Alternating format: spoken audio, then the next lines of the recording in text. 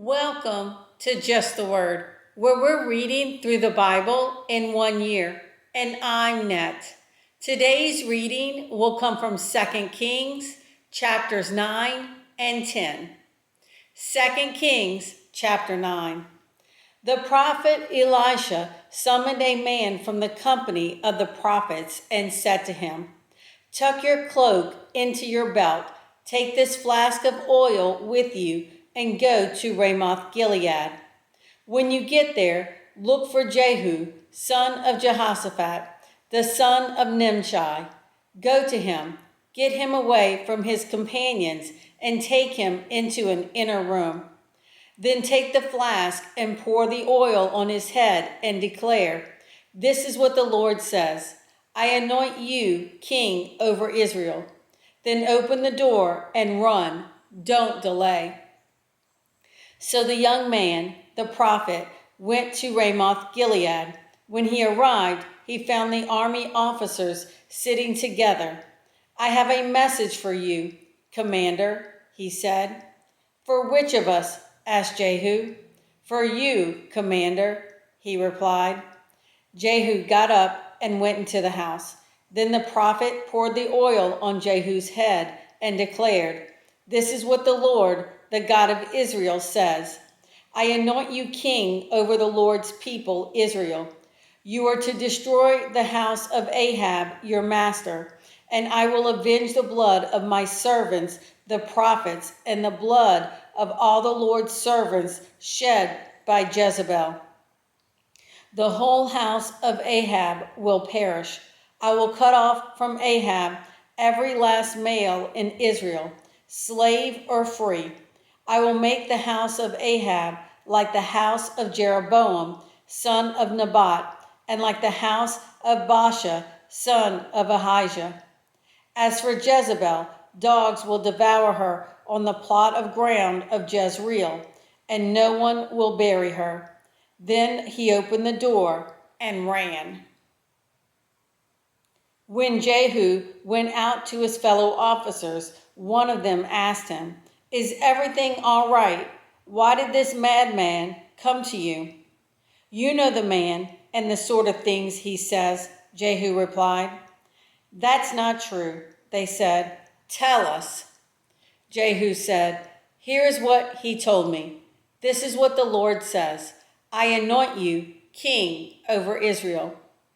They hurried and took their cloaks and spread them under him on the bare steps. Then they blew the trumpet and shouted, "Jehu is king." So Jehu, son of Jehoshaphat, the son of Nimshi, conspired against Joram. Now Joram and all Israel had been defending Ramoth Gilead against Hazael, king of Aram. But King Joram had returned to Jezreel to recover from the wounds the Arameans had inflicted on him in the battle with Hazael, king of Aram. Jehu said, "If this is the way you feel, don't let anyone slip out of the city to go and tell the news in Jezreel." Then he got into his chariot and rode to Jezreel, because Joram was resting there, and Ahaziah, king of Judah, had gone down to see him. When the lookout standing on the tower in Jezreel saw Jehu's troops approaching, he called out, "I see some troops coming." "Get a horseman," Joram ordered. "Send him to meet them and ask, 'Do you come in peace?'" The horseman rode off to meet Jehu and said, "This is what the king says. Do you come in peace?" "What do you have to do with peace?" Jehu replied. "Fall in behind me." The lookout reported, "The messenger has reached them, but he isn't coming back." So the king sent out a second horseman.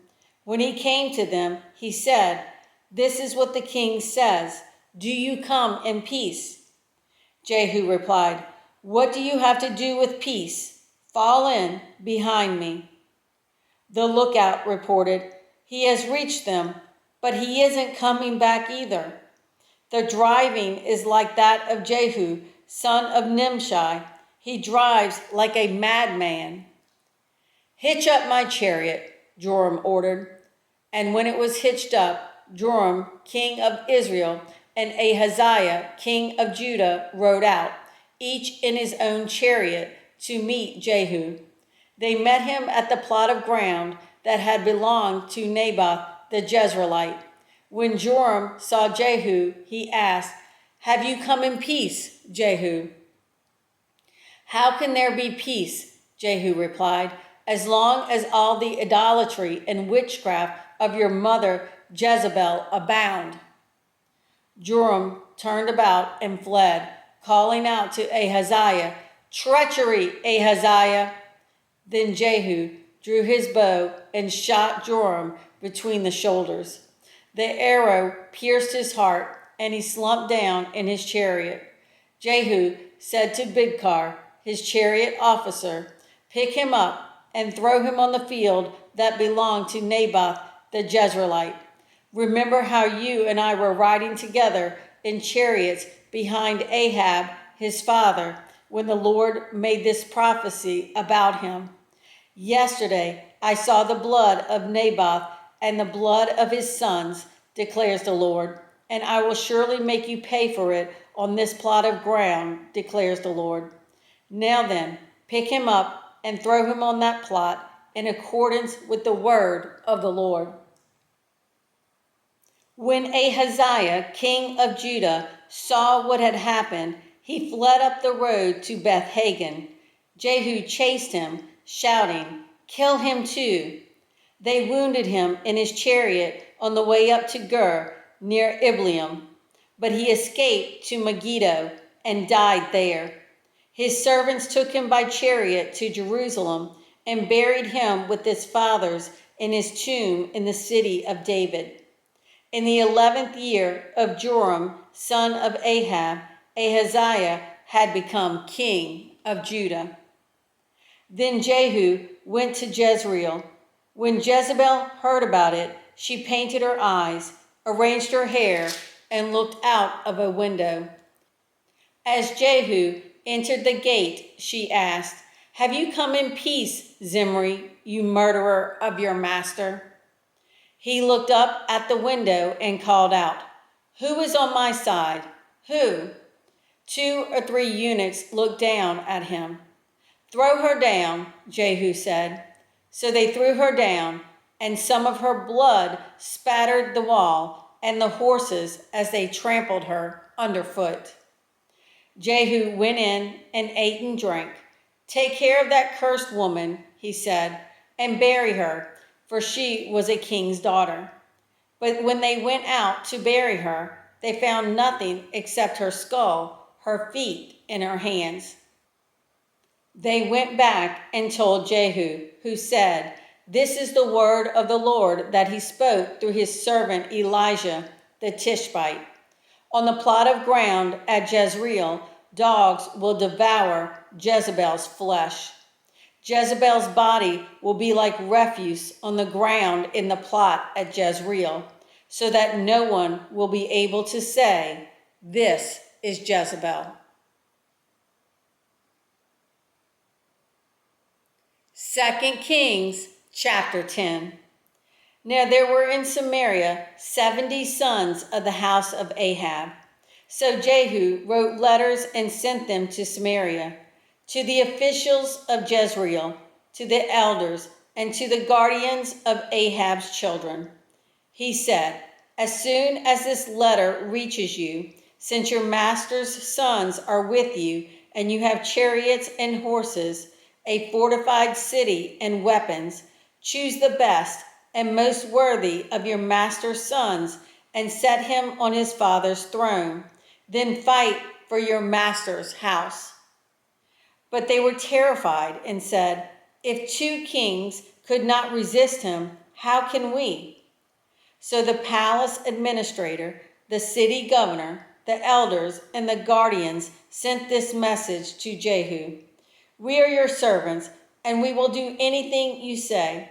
We will not appoint anyone as king. You do whatever you think best."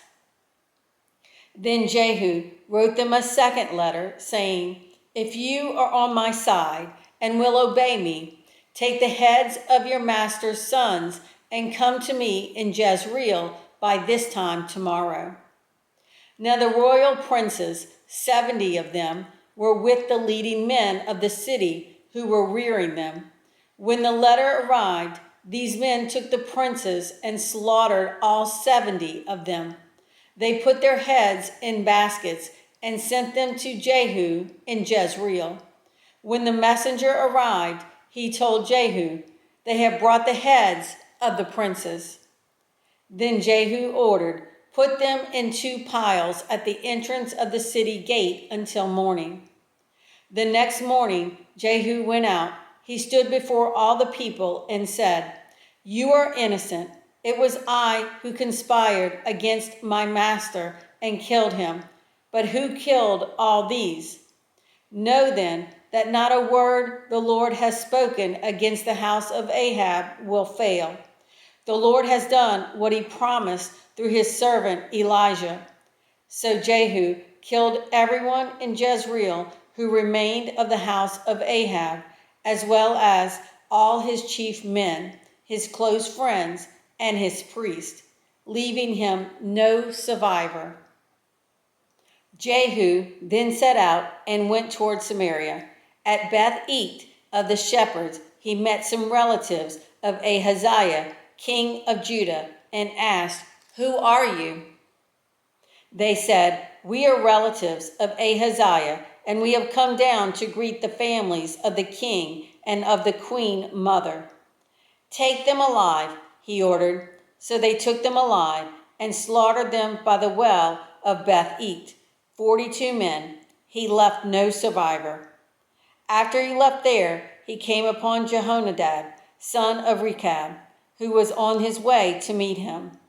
Jehu greeted him and said, "Are you in accord with me as I am with you?" "I am," Jehonadab answered. "If so," said Jehu, "give me your hand." So he did, and Jehu helped him up into the chariot.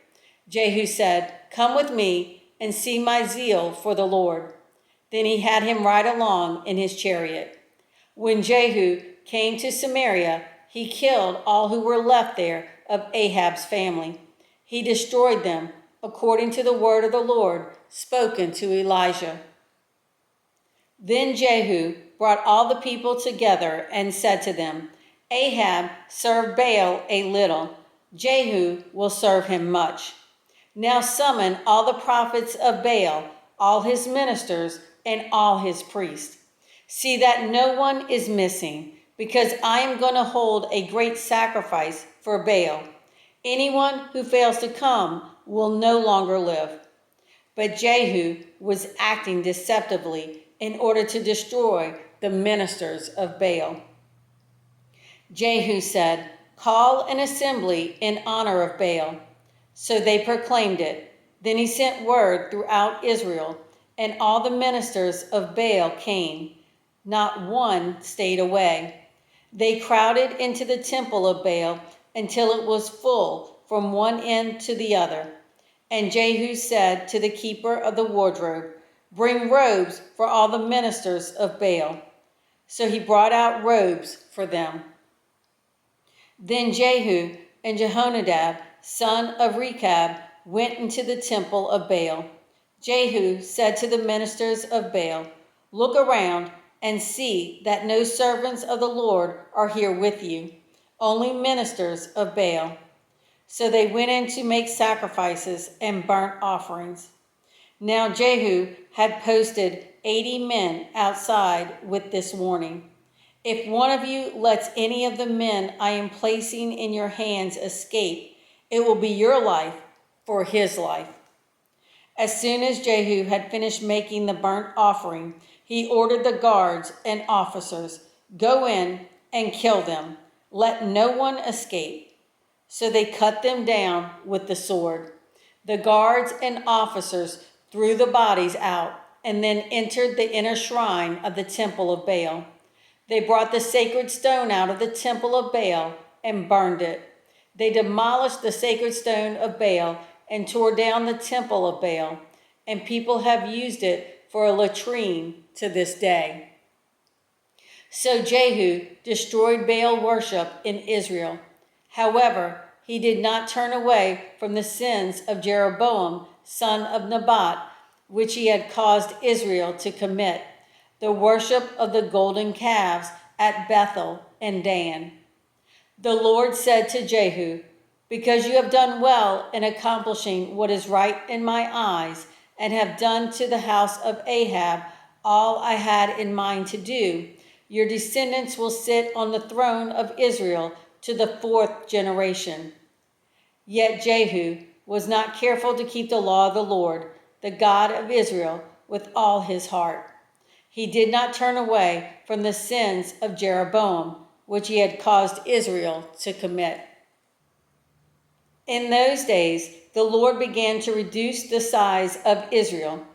Hazael overpowered the Israelites throughout their territory east of the Jordan in all the land of Gilead, the region of Gad, Reuben, and Manasseh, from Aroer by the Arnon Gorge through Gilead to Bashan. As for the other events of Jehu's reign, all he did and all his achievements, are they not written in the book of the annals of the kings of Israel? Jehu rested with his fathers and was buried in Samaria, and Jehoahaz, his son, succeeded him as king. The time that Jehu reigned over Israel in Samaria was 28 years. Thanks for joining Just the Word. See you tomorrow.